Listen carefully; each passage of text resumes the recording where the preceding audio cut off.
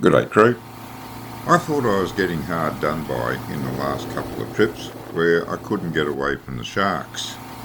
I was pretty sure that my luck was going to change on this trip, or at least I was hopeful, and it did change, just not in the direction I wanted. This really was the fishing trip from hell. There are a few tips in here, but this is basically a video about what can go wrong and did. So I invite you to watch my growing frustration as thing after thing went wrong. Oh, on again.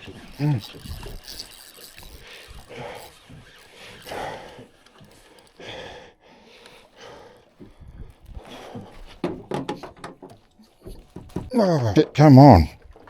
Stop you jumping around.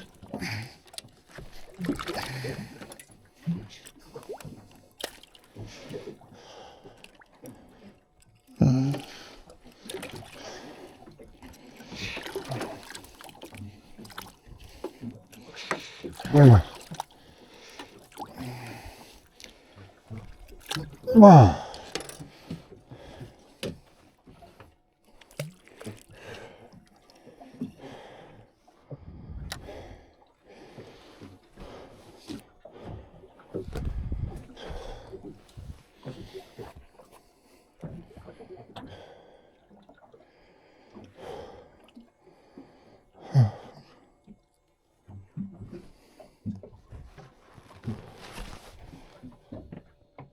Wow, we're all fucking you shits.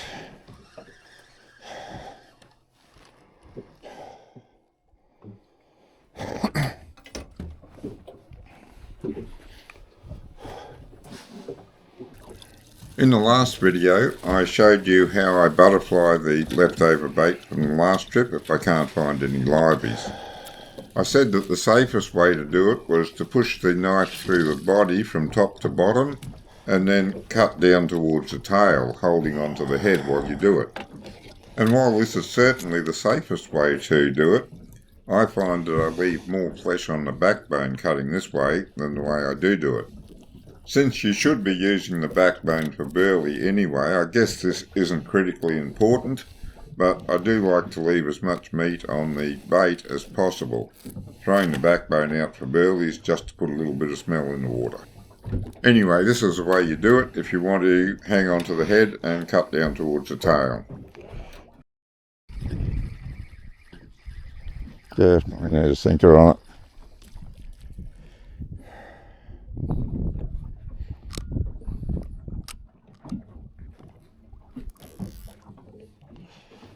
Wait for a sec. Yeah, sinker.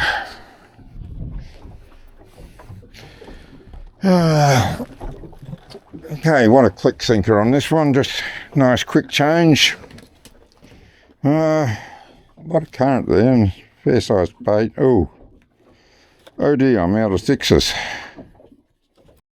Here I'm getting a Klik sinker out to add some weight to a bait that's not getting down to the bottom. I gave the container a flick so that the sinkers would bounce up and pop the foam top out, which is what I've always done in the past. Now, I'm not sure whether I flicked too hard this time or just didn't have my fingers in the right place, but for the first time the result was that all the sinkers went flying out and hid in various parts of the floor. It was pretty much at this point that one of my camera batteries failed much earlier than I expected, meaning probably that it hadn't taken a full charge last time I charged it. It wasn't long after this that I discovered the charging system I'd set up wasn't charging the batteries as fast as they were normally charged. So instead of always having a battery ready to replace, I ended up having to wait up to half an hour after a battery ran out before I could replace it. That battery charging issue plagued me for the remainder of the trip.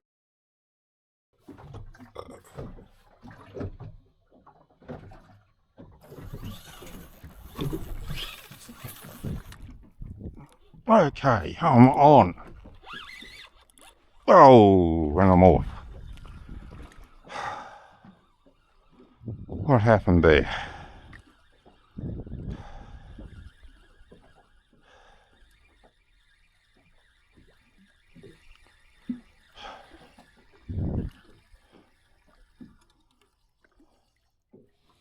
bit north.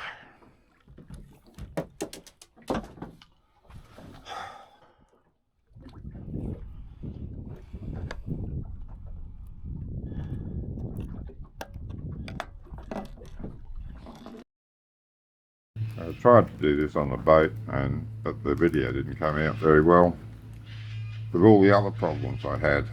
So I'm going to show you how to do it here at home. And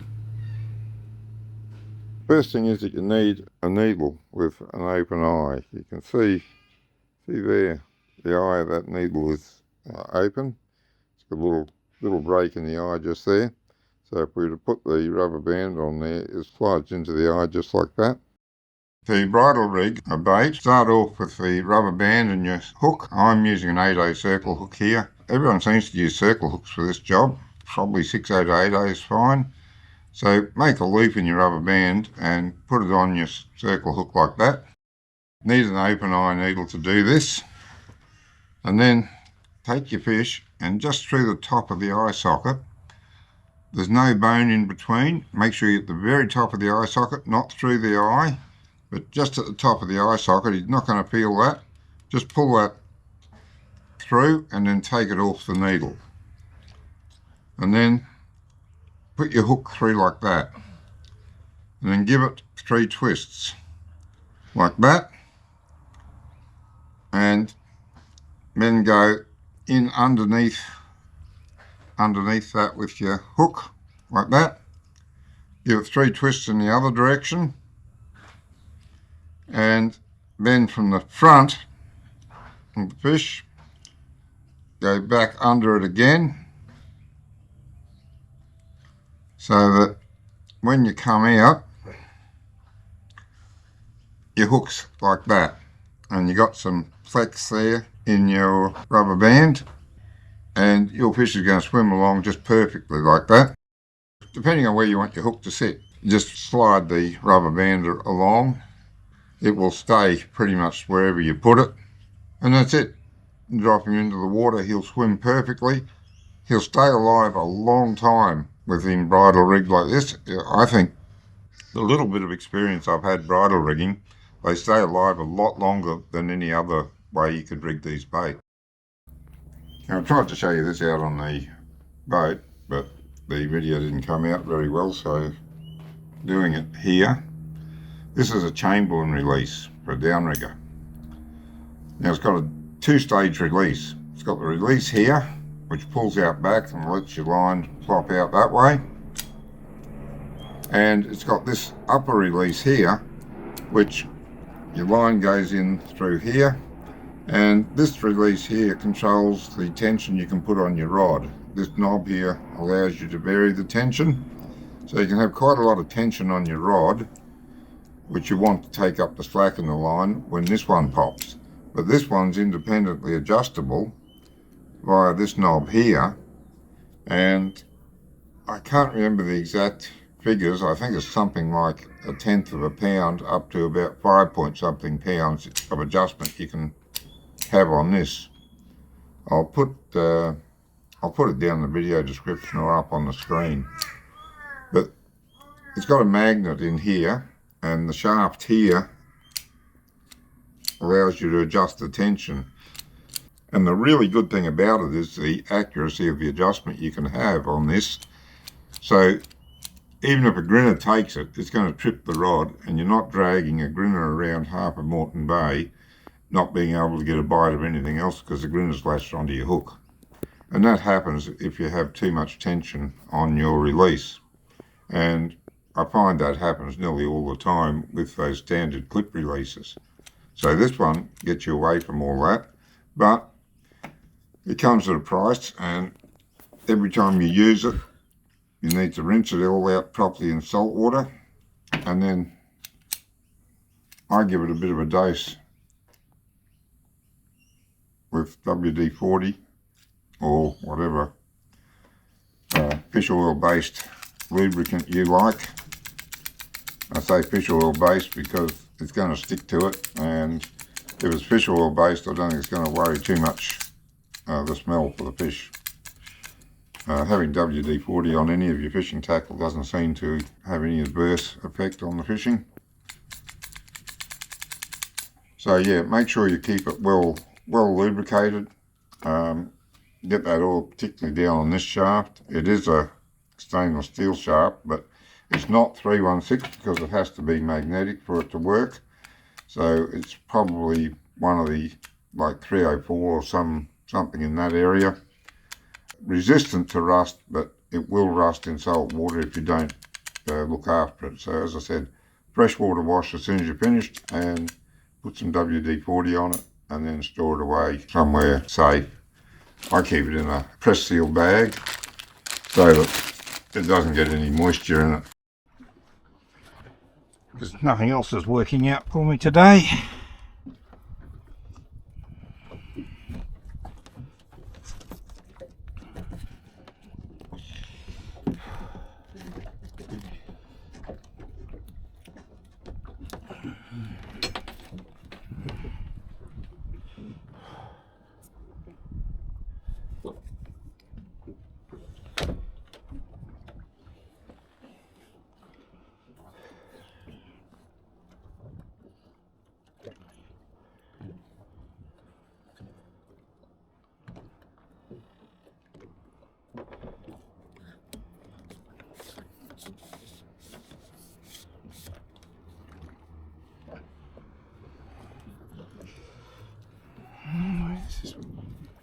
There.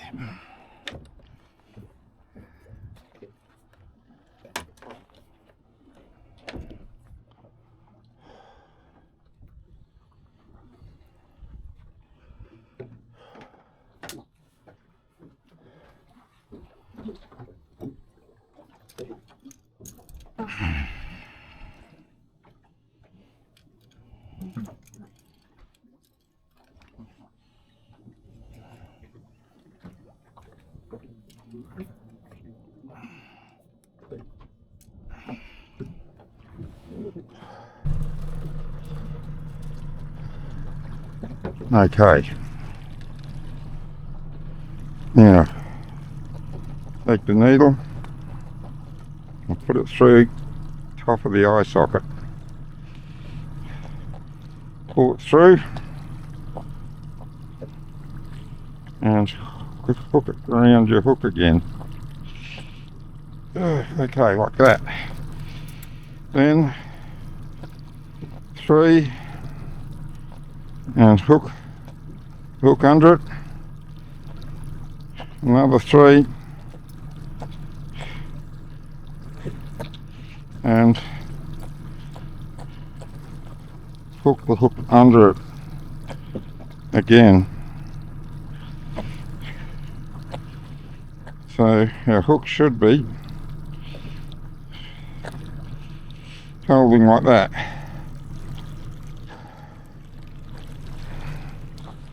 Now we can let our bait go. Oops, Daisy, we're hooked up somewhere. Ah dear. Okay, there we go, that's better. Right, now I want to let some line out. I want to let about 20 metres or so of line out.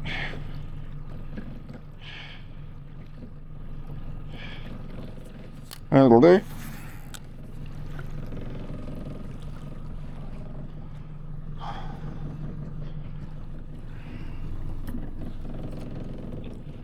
Now, to put this in the chamber and release, got to get the line up in the rod.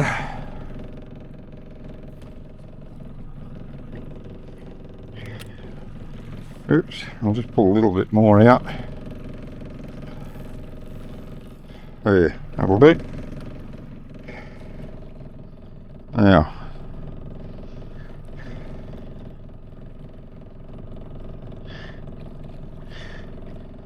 and put some loops in it. That'll help hold it.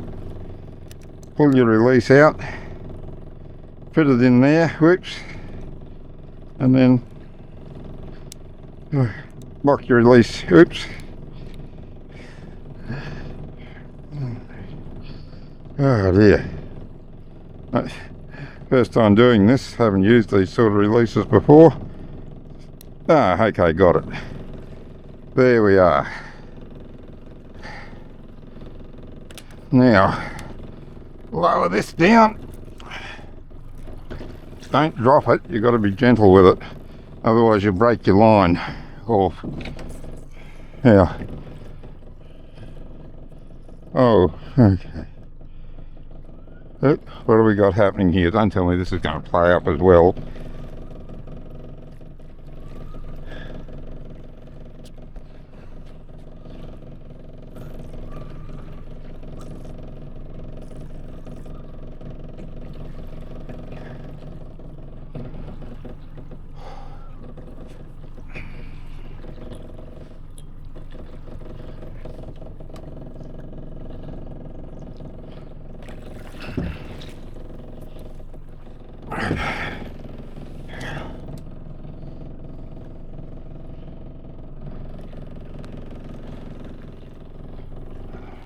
Now we're right.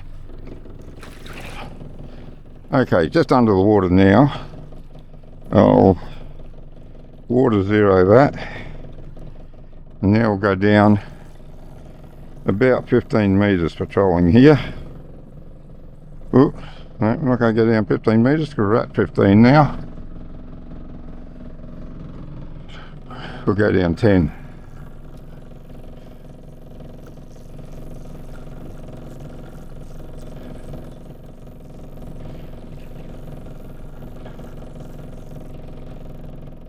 There we go, 10 metres down. Right, now let's see where we're at. Alright, I want to turn around.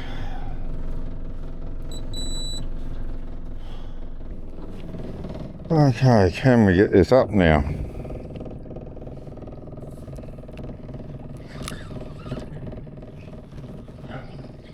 Okay, well that's released it.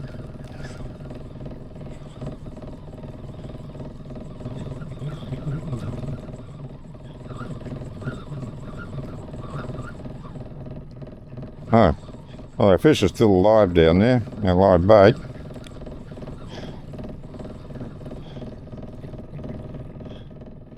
He's swimming well.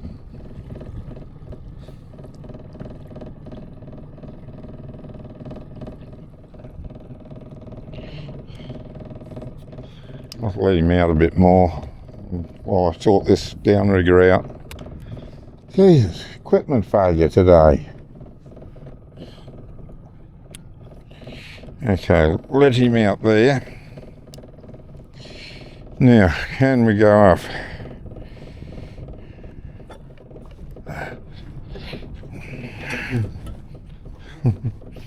Got to do it manually.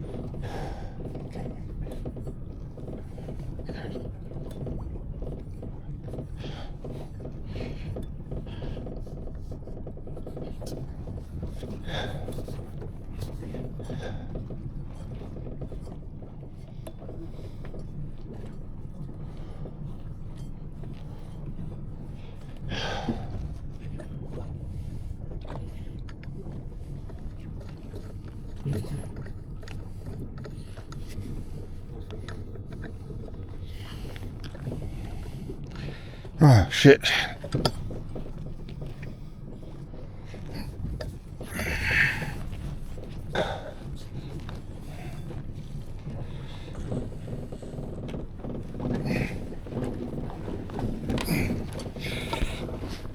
Oh, dear. Oh.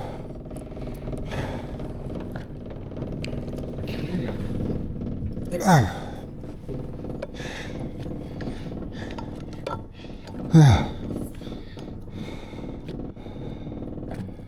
Ah, let's see it goes.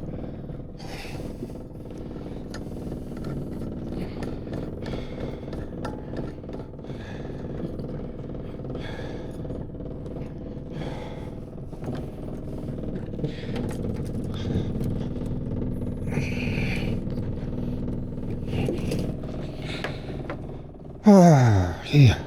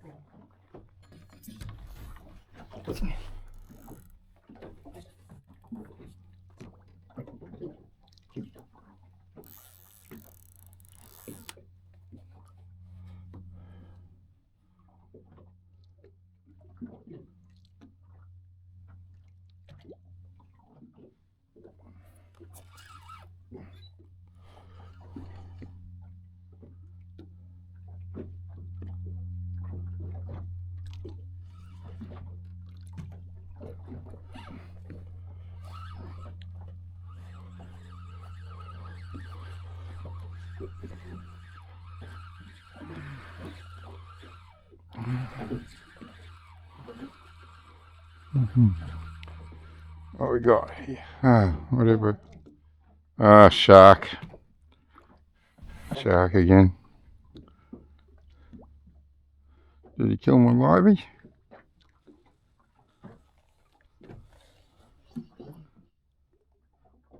Pretty much. Pretty much.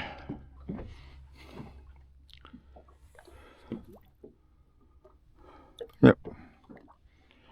Dead. Okay.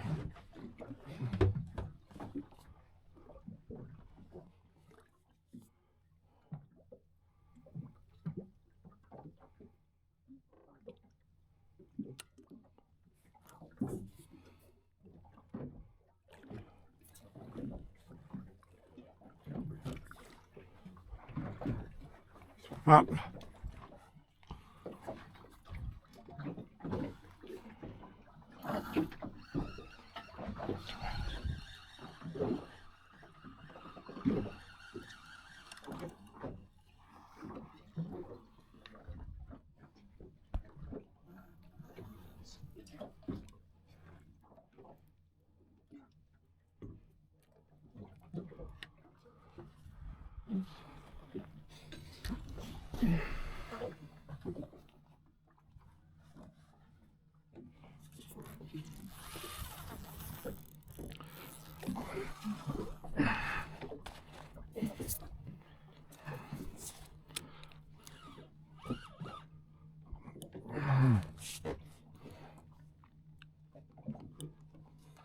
Oh, shit.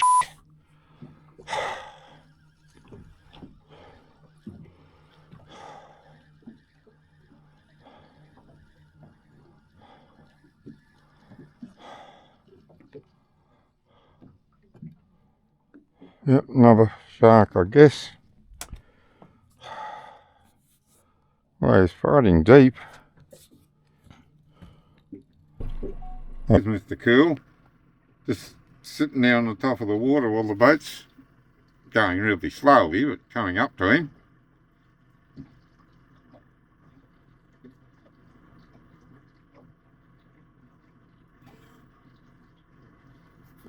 I think I might have to stop for him.